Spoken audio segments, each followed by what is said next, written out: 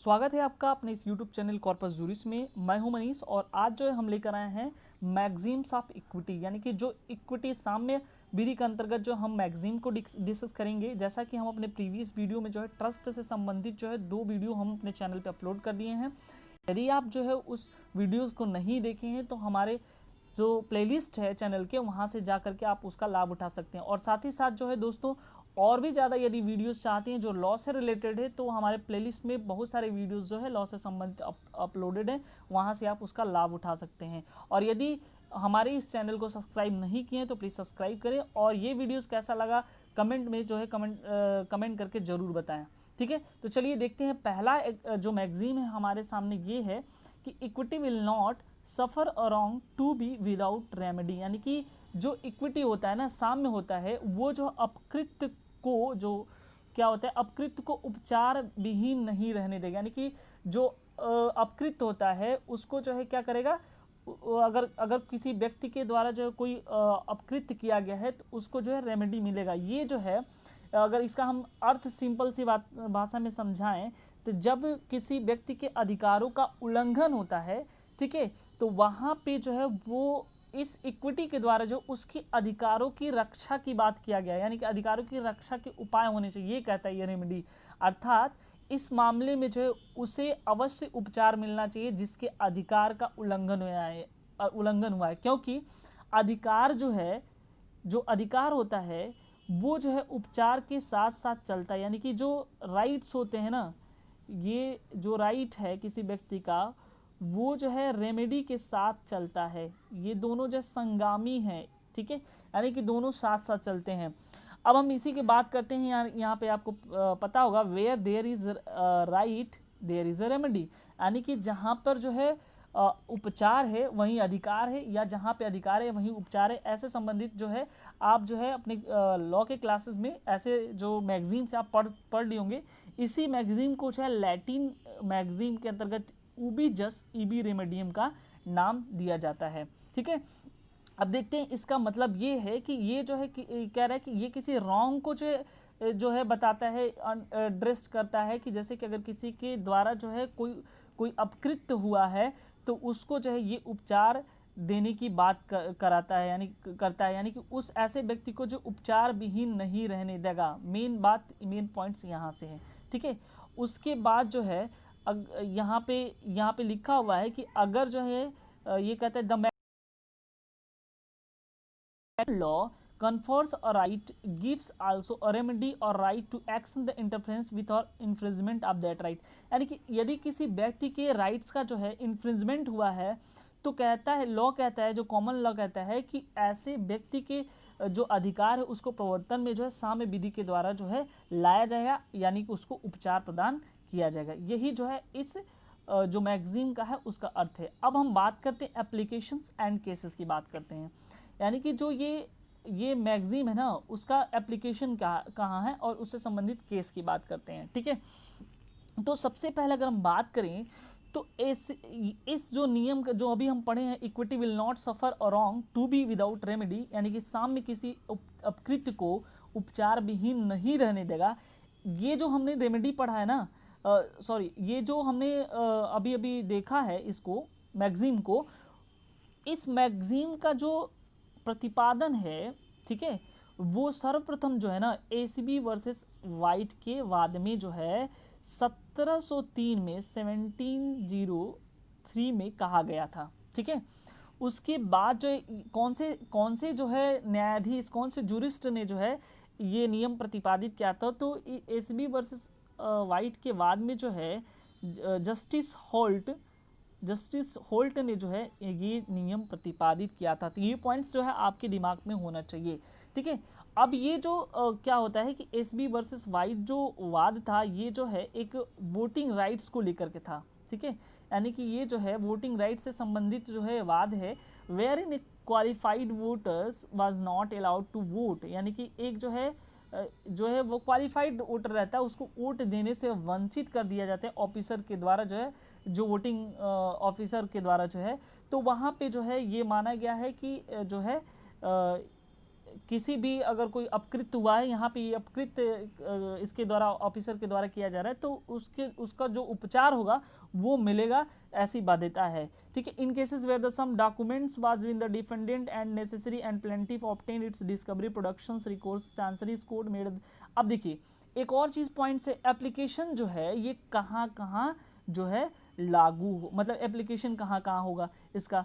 तो सबसे पहला पॉइंट ये आप याद दिमाग में रखिए कि न्यास के अंतर्गत जो हितग्राही होते हैं ना, यानी कि जो ट्रस्ट के अंतर्गत बेनिफिशियरी होते हैं, उसको इंटरेस्ट जो है, उसको इंटरेस्ट प्रदान करने के लिए भी ये जो मैगजीन है वो अप्लीकेबल होता है। ठीक है, दूसरा जो पॉइंट है, दूसरा पॉइंट ये है कि जो न्यास होता है ना, उसके जो दस्तावेज होते हैं, जो डॉक्यूमेंट्स होता है, वो उसके प्रकटीकरण के लिए भी प्रोडक्शंस के लिए, यानी कि यहाँ पे लिखा है in case where the some documents, कुछ डॉक्यूमेंट्स ऐसे होते हैं with the defendant and it was necessary for the plaintiff, यानी कि जो प्लेंटिफ को क्या होना है, डिफेंडेंट के समक्ष जो है ना कुछ दस्तावेजों का प्रकटीकरण करना होता है। ये पॉइंट जो आपको दिमाग में होना चाहिए। और तीसरा जो पॉइंट है यहाँ पे एप्लीकेशन में, तीसरा पॉइंट ये है कि संविदा भंग से संबंधित जो मामले होते हैं, वो जो है उससे संबंधित जो मामले थे उसके क्षतिपूर्ति का उपचार उपलब्ध था। लेकिन जो है कुछ ये जो मैगजीन इसका सहारा लेकर के जो न्यायालय से जो है इंजंक्शन, ठीक है आप पढ़े होंगे, इंजंक्शन जो है वहां से क्या होना चाहिए, ऐसे निर्दिष्ट जो कॉन्ट्रैक्ट है उसका जो है पालन करने के लिए जो वो इंजंक्शन जो है कोर्ट के द्वारा जो है जारी करवा सकता है। और जो चौथा पॉइंट है, ये सारे पॉइंट्स आप नोट करते चलिए। चौथा पॉइंट जो है ये कहता है एप्लीकेशन वहां भी होगा इन द केस ऑफ जो है अपॉइंटमेंट ऑफ द रिसीवर, यानी कि जो प्रापक होते हैं उनकी नियुक्ति के संबंध में जो है ये चीज होता है। और पांचवा जो पॉइंट है, पांचवा पॉइंट जो एप्लीकेशन की बात करता है, जो बंधनकर्ता होते हैं, ठीक है बंधक करता, उसके रिडेम्पशंस की बात कर, राइट टू रिडीम की बात करते हैं, मोचन अधिकार से संबंधित भी अगर कोई चीज़ें हैं तो वहाँ पे जो है इसका इस चीज़ का जो है एप्लीकेशन वहाँ पे लागू होगा, यानी कि अप्लाई होगा। ठीक है, आई होप ये पॉइंट्स आपको समझ में आए होंगे। ठीक है, अब नेक्स्ट पॉइंट को देखते हैं। इसका तो लिमिटेशन हम यहाँ पे जो है अब डिस्कस करेंगे लिमिटेशन क्या है।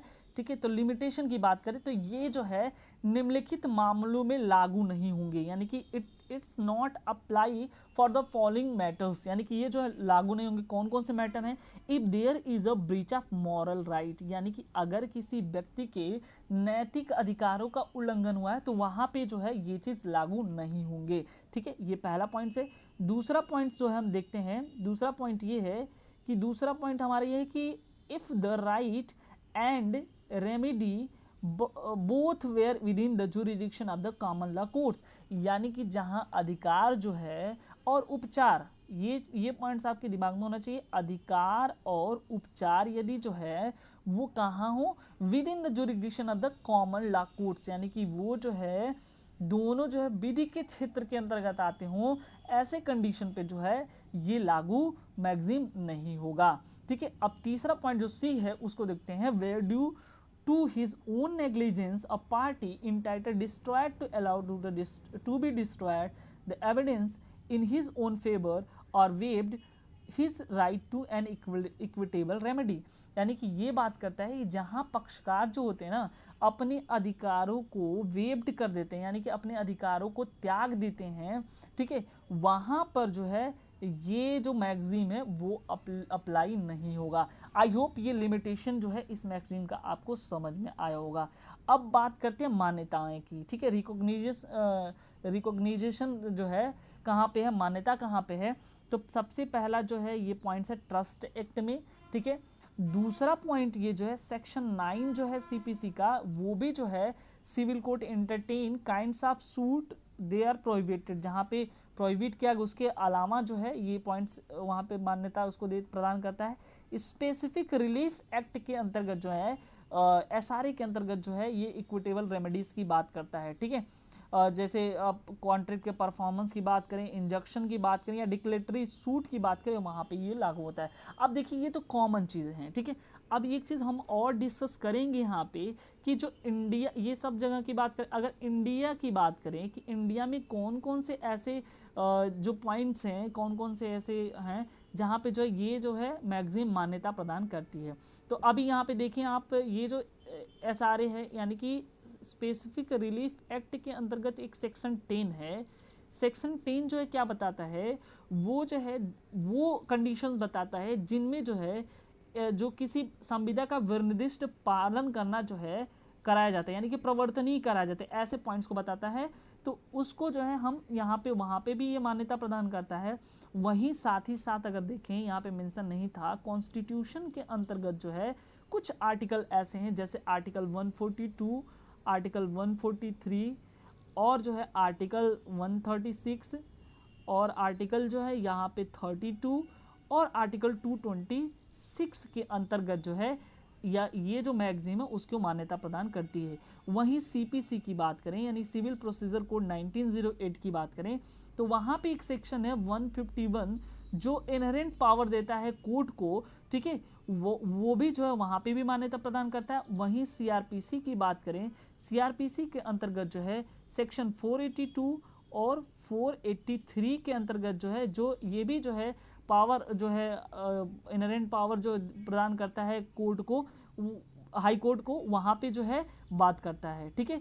और ट्रस्ट एक्ट की बात करें तो वहाँ पे जो है न्यासों को मान्यता देकर यानी कि मान्यता देकर न्यासों को जो है अगर बात करें तो वहाँ पे भी मान्यताएं हैं। आई होप ये पॉइंट्स आपको समझ में, ये सारे पॉइंट्स जो है बहुत ही इंपॉर्टेंट हैं, ठीक है। अधिकतर जो है एग्जाम में क्या पूछा जाता है, ये कहाँ कहाँ जो है एप्लीकेबल है, उसके लिमिटेशंस कहाँ हैं, वो जो है आपके जो मल्टीपल चॉइस क्वेश्चन में जिसको इंक्लूड कर देंगे। या और ये भी पूछ सकते हैं कि कॉन्स्टिट्यूशन के कौन से आर्टिकल में जो ये जो है मान्यता प्रदान करता है इस मैगजीन को। तो आई होप ये वीडियोस काफ़ी अच्छा लगा होगा। और हाँ, यदि आप जो है बिहार जुडिशरी का प्रिपरेशन कर रहे हो तो काफ़ी इंपॉर्टेंट है वहाँ पे मेंस के साथ साथ, तो प्री में भी आपके इससे 7 से 8 क्वेश्चन पूछे जाते हैं और मेंस में तो इसका एक पेपर ही है। तो चलिए नेक्स्ट सेक्शन में मिलते हैं हम लोग जो है नेक्स्ट मैगजीन को लेकर के। Thank you very much.